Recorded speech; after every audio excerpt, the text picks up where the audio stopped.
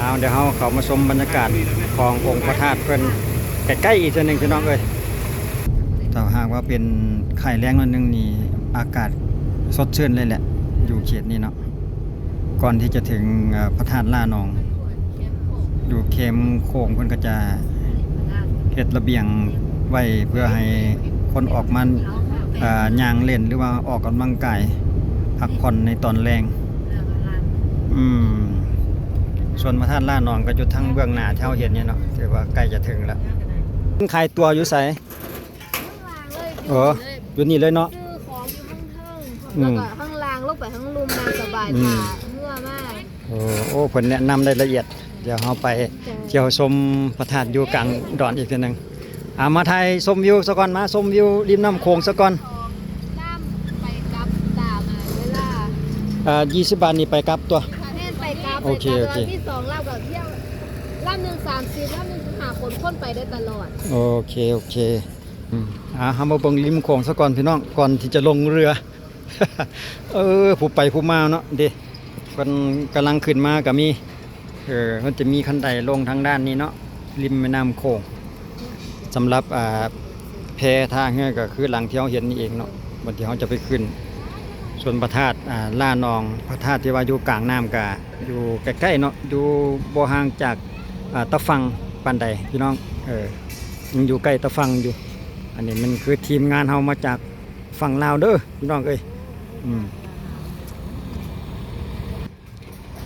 เดี๋ยวเฮาจังจะล่องเรือเพื่อไปชมบรรยากาศภายในใกล้ๆองค์พระธาตุล่านองพระธาตุอยู่กลางน้ำอีกทีหนึ่งพี่น้องตอนนี้เฮากำลังมาฮอดเนาะแต่ว่าก็สังเกตเห็นเรือหลายลำเพื่อทำการรอคิวจะเข้าไปหาองค์พระธาตุเพิ่นโอ้ยทีมงานเฮานี่มาฮอดกับบ่เฮ็ดหยังเลยพี่น้องเอ้ยพากันถ่ายรูปเฮ้ยอยู่จักน้อยเอาเดี๋ยวจะพาพี่น้องทางลาวได้ยินแต่ชื่อว่าพระธาตุลานองเนาะพระธาตุลานองเดี๋ยวเราไปติดต่อบอนที่ว่าขายตัวขายปีอยู่ทางด้านในนี่เนาะน้ำหอม100 บาทค่ะขอพร150ลดให้เหลือ100นะคะพญานาค250คือได้200จ้ะละเอียดเลยเอามักมักแบบใดจัดเลย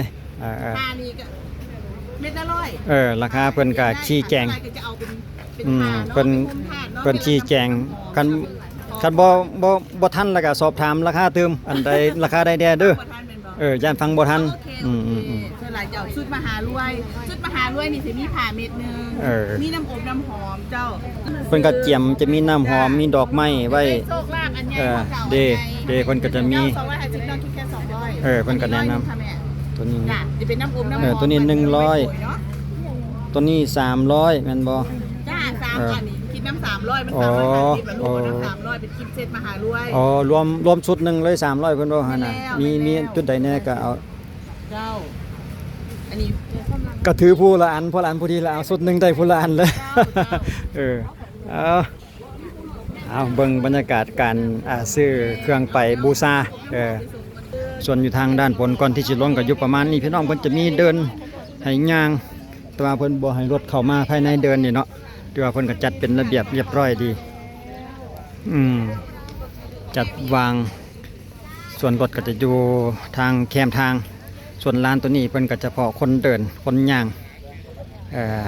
ส่วนจุดที่ว่าเพิ่นขายก็เพิ่นก็จะกางเต็นท์อยู่ประมาณนี้เนาะแล้วก็จะมีคันไดลงทางด้านหน้าที่เราเห็นนั่นตอนนี้ทีมงานเรากำลังพากันยังกำลังซื้อเครื่องไปสักการะบูชาอยู่ในตอนนี้เนาะก็ในก็ได้มาทั้งเตือนแล้วหลังจากนี้เราก็จะพาทีมงานลงเรืออันนี้มันเป็นคันไดลงพี่น้องจุดที่ว่าลงไปหาแพหาบักเพื่อนเนาะจะเป็นแพสำหรับขึ้นเรืออีกเที่ยหนึ่งเป็นว่าสำหรับตัวปีค่าเรือหัน20 บาทต้องได้มาซื้ออยู่จุดนี้มั้งเพื่อนว่าแสดงว่าเพื่อนก็รอคิวคือกันเนาะเพราะว่าเรืออาจจะบอกเพียงพอ เพราะว่าคนหลั่งไหลกันมาบ่ขาดสายสำหรับผู้ที่ว่ามาบูชามาสำหรับผู้ที่ว่าเพิ่นไปมาแล้วเนาะก็จะเปรียบอยู่เนาะเพิ่นก็จะมาขึ้นลักษณะนี้ลำหนึงก็สามารถบรรจุได้หลายคนเฮาเบิ่งประมาณ20หรือ20หรือ30คนไปแหละพี่น้องจะเรียนตามคิวเนาะหลังจากผู้นี้มาแล้วก็ผู้ที่ว่าเพิ่นมาก่อนก็ต้องได้ขึ้นไปตามลำดับตามคิวนั่นเอง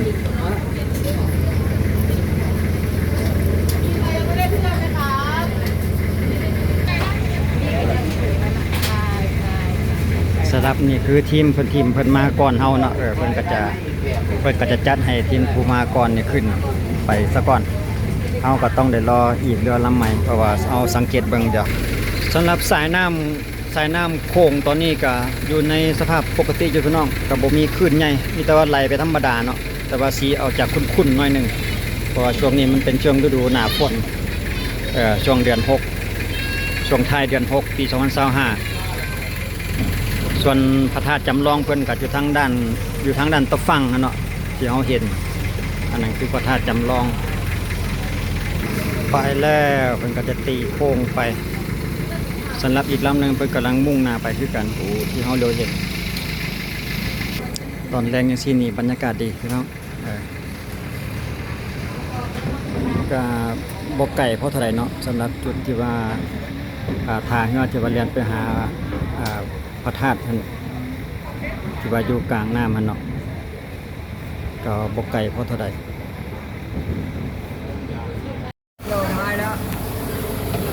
เที่ยวสุดท้ายวะนี่เพิ่นว่าเที่ยวสุดท้ายว่าซั่นเด้ตอนนี้ก็5 โมงเนาะตอนนี้ก็ใกล้จะ5 โมงแล้วสำหรับทีมงานได้เฮาก็กำลังขึ้นเรือเพื่อไปเที่ยวชมพระธาตุลานองที่อยู่กลางแม่น้ำโขงพี่น้องสำหรับบรรยากาศของเรือก็อยู่ประมาณนี้เด้อ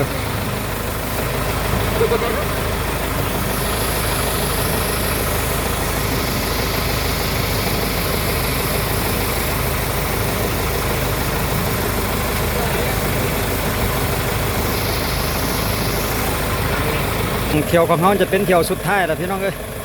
เพราะว่าบ่เห็นมีนักแสดงบุญบ่เห็นมีนักท่องเที่ยวมารู้สึกว่าเราจะเป็นเที่ยวสุดท้ายเอาบรรยากาศสายน้ำโขงมาให้รับชมไปนำพี่น้องเลยโอ้ส่วนอยู่ทางด้านหน้าที่เราเห็นนี่ก็มันจะเป็นดอนนะพี่น้องเป็นชายหาดแต่ว่าหากเป็นดอนน้อยๆ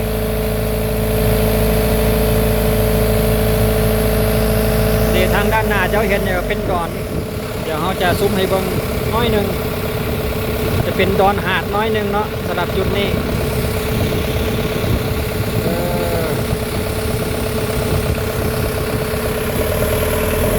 แต่หลังจากที่เราไปใกล้ๆองค์พระธาตุแล้วนี่ก็ต้องได้ใช้เวลาพอสมควรอีกนะพี่น้องเพราะว่าเพิ่นผู้มาก่อนเนี่ยก็ต้องได้รอชิวเพิ่นด้วยเนาะต้องให้เพิ่นเข้าไปสักก่อนนะเขาจังเข้าไปตามหลังอีกทีนึง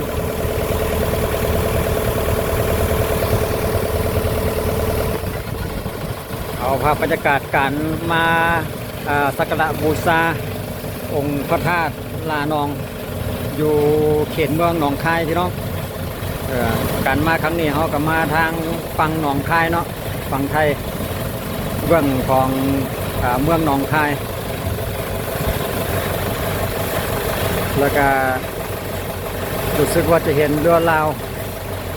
ลำหนึ่งกำลังลอยลำเพื่อรอคิวโอ้แต่ว่าเรือมาแต่ฝั่งลาวนี่ก็ใหญ่อยู่แต่พี่น้องใหญ่กว่าของเรือที่เขาขี่อยู่นี่เนาะใหญ่กว่าเรือที่เขาขึ้นอยู่กำลังมาเทียบเพื่อลอยลำเพื่อรอคิว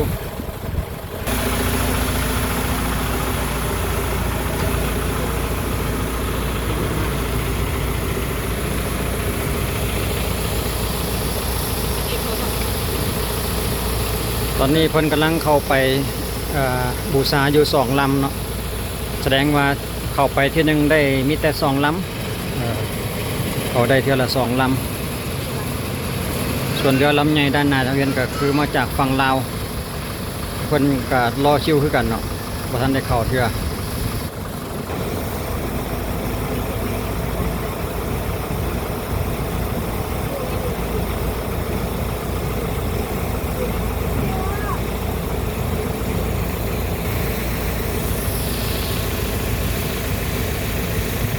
ส่วนพระธาตุจำลองของพระธาตุลานนองก็อยู่ทางด้านฝั่งเบื้องบนที่เราเห็นนั่นเนาะที่ว่าเป็นพระธาตุที่ว่าเพิ่นสร้างเป็นพระธาตุจำลององค์ที่ว่าเพิ่นดูในกลางหนองกลางน้ำนี่เนาะสำหรับเรือที่เขามาลงอยู่ฝั่งเบื้องหนองคายนี่ก็ค่าเรือเพิ่นก็มีแต่พุ่นถึง20 บาทพี่น้อง20 บาทพุ่นละ20 บาทแต่ว่าได้ยินเพิ่นว่าเรือที่ว่ามาจากฝั่งไทยนะผู้หนึงก็พุ่นละ100,000 กีบว่าซั่นเด้เฉพาะค่าเรือแล่นมาหาจุดนี้นี่เนาะเอาถึงเวลานี้ก็ถึงคิวเฮาแล้วพี่น้องเอ้ยเดี๋ยวทางกัปตันเรือเพิ่นก็จะเดี๋ยวเฮาเข้ามาชมบรรยากาศขององค์พระธาตุเพิ่นใกล้ๆอีกเทื่อนึงพี่น้องเอ้ยขึ้นหัวเรือก็ได้บ่ตู้โอเคเจ้าไอ้นี่ดอกไม้ขึ้นมาป่วยครับดอกไม้ขึ้นมาป่วยครับดอกไม้เอาดอกไม้ขึ้นมาไป นี่เด็กมันได้ ก็บรรยากาศอยู่ทางองค์พระธาตุเพิ่นพี่น้องตอนนี้เราเข้ามาใกล้ชิดกับองค์พระธาตุเพิ่นแล้วเนาะเพิ่นจะเข้าได้เทื่อละ2 ลำสำหรับเข้ามาบูชาอยู่องค์พระธาตุนี่เนาะบ่เน็บเลยเขาเน็บใส่กับเพิ่นหั่นนะแนบเลยก็ได้คือกันสำหรับพิธีเพิ่นก็จะมีแบบเอาน้ำพบน้ำหอมป่วยลงไปให้อยู่ดีมีแห้งก็สำหรับคลิปวิดีโอนี้ก็อยู่ดีมีแห้งทุกท่านที่เข้ามารับชมพี่น้องเอ้ยอันนี้คือองค์พระธาตุลานองอยู่ทางเมืองหนองคาย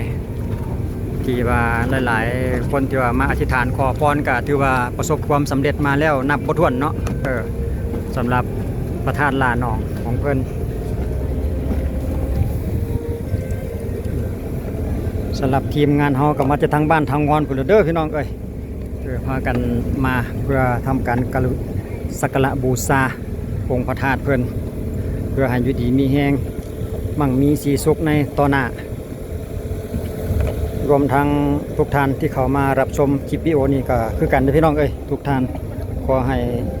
อยู่ดีมีแห้งสำหรับทางพระธาตุเพิ่นก็ถือว่าอยู่ในน้ำพี่น้อง มาได้พบได้พ่อได้เห็นถือว่าก็เป็นบุญตาเอาบรรยากาศริมภายในบริเวณสายน้ำโขงให้รับชมอีกทีนึงพี่น้องก็ถือว่ามีหลายลำเพื่อนก็ทำการรอเพื่อจะเข้ามาสักการะบูชาคือกันรอบๆบริเวณก็อยู่ประมาณนี้แหละพี่น้องส่วนนี้ก็เรือที่ว่ามาจากฝั่งไทยก็หลายมาจากฝั่งลาวก็มี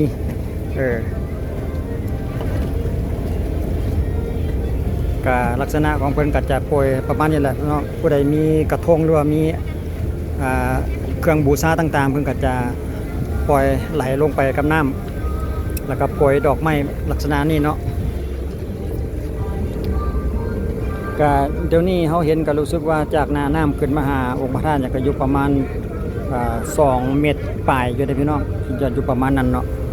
จากระดับน้ำขึ้นมาหายอดขององค์พระธาตุยอดของเพิ่นนี่เนาะประมาณ2 เมตรปลาย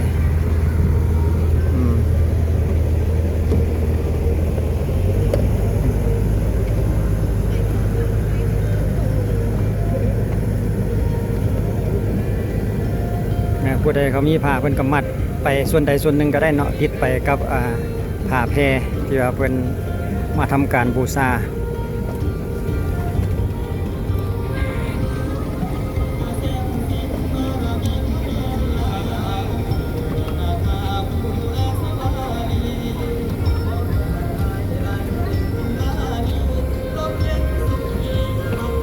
ส่วนทางด้านนี้ก็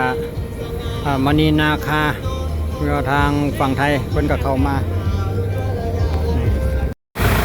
สำหรับการมาสักการะบูชาพระธาตุลาหนองในมื้อนี้ก็ถึงเวลาที่เราต้องได้กลับแล้วพี่น้องเพราะว่าหลังจากเมื่อกี้เนี่ยเขาก็ทำการบูชาไปเป็นที่เรียบร้อยเนาะหลังจากนี้เขากำลังทำการเดินเรือกลับขึ้นสู่ฝั่งหลังจากนี้ก็ขึ้นสู่แพอีกทีหนึ่งนี่กัปตันเรือพี่น้องนี่โฉมหน้าของกัปตันเรือพี่น้องของแท้ประสบการณ์หลาย10 ปีสำหรับอยู่กับเรือกับน้ำนี่เนาะสำหรับทีมงานของเขากำลังจะทำการขึ้นสู่ตะฟังอีกทีหนึ่งรับประกันความปลอดภัยสำหรับนี่คือนักท่องเที่ยวเขาทำการขึ้นเรือไปขึ้นเมื่อคือว่าอยู่ดีมีแห้งปลอดภัยทุกคนเด้อมาในมื้อนี้นะให้มีโชคมีลาภน้ำแดแต่ละคนมาทีมงานของเรา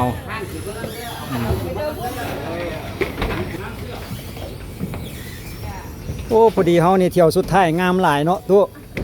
พอดีเที่ยวสุดท้ายพอดีงามเนาะเที่ยวสุดท้ายเฮานะขึ้นสู่ฝั่งเป็นที่เงียบห้อยหลังจากนั้นเฮามาต่อกันที่องค์พระธาตุจำลองเนาะมาเบิ่งใกล้ๆอีกทีหนึ่งเดี๋ยวเราจะอ้อมไปทางด้านริมฝั่งเดี๋ยวเราอ้อมไปทางริมฝั่งโขงอีกทีหนึ่งเพราะว่าเมื่อกี้เราเห็นเพิ่นกำลังทำพิธีอันใดอันหนึ่งนี่แหละเราก็เลยบ่อยากรบกวนเพิ่นเดี๋ยวเรายังอ้อมมาทางด้านหน้าขององค์พระธาตุลาหนองซึ่งเป็นองค์พระธาตุจำลองที่ว่าองค์ที่เพิ่นไหลลงไปอยู่กลางน้ำหั่นเนาะบัดนี้เพิ่นมาสร้างหลังพระธาตุองค์นี้เป็นพระธาตุจำลอง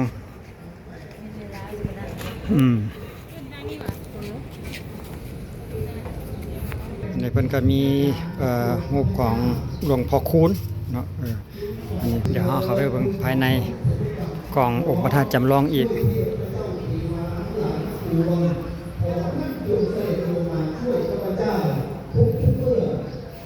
ก็สามารถมาบูชาหรือว่าบริจาคแล้วก็อธิษฐานขอพรได้คือกันพี่น้องอยู่ทางอันนี้แม่นอยู่ใต้ขององค์พระธาตุเพิ่นเนาะเอาเข้ามาภายในก็จะเห็นอยู่ประมาณนี้เดี๋ยวเราจะเงยหน้าขึ้นเบื้องทางด้านบนอีกทีหนึ่งก่อนโอ้จะเป็นโล่งเลยเนาะสำหรับอยู่ทางเพดานเพิ่น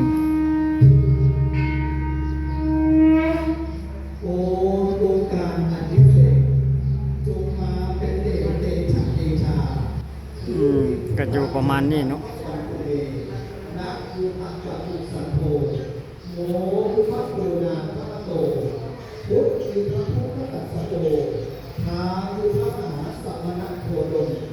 อย่างคือพระศรีอริยเมตไตรโยคือพระอริยสงฆ์เจ้าข้าขออาราธนานิมนต์อัญเชิญคุณครูก็มีผู้ไปผู้มาคือกันพี่น้องเพิ่นก็มาทำการอธิษฐานขอพรเนาะมาบูชาอธิษฐานขอพรส่วนอีกทางด้านนี้ก็คือด้านริมโขงริมโขงเนาะก็จะอยู่ประมาณนี้สำหรับองค์พระธาตุเพิ่นนั่นเฮามาเลี้ยวเบิ่งใกล้ๆจนได้เห็นหน้าแท้แลเลยพี่น้องเอ้ยหลังจากที่เฮาเข้าไปเบิ่งภายในเพิ่นเมื่อกี้นี่เนาะแล้วเฮาก็มาเบิ่งรวมๆทางด้านนอกทางขั้นใดขึ้นอยู่ทางด้านริมโขงโอ้เพิ่นจะมีป้ายบอกอยู่ทางด้านนี้พี่น้องเอ้ยพระธาตุลานองอยู่ในขอบเขตเมืองหนองคายเนาะส่วนนี้คือทางด้านหลังของเพิ่นเนาะส่วนนี้ทางด้านหลังขององค์พระธาตุส่วนริมโขงกับเบื้องหน้าที่เราเห็นตอนนี้เพิ่นแอมผาด่างเขียวหมดเพราะว่าเพิ่นอยู่ในช่วงระหว่างการบูรณะคิดว่าบูรณะซ่อมแซมบูรณะซ่อมแซมทางด้านนี้มันก็จะมีป้ายบอกคือกันเนาะพระธาตุลานอง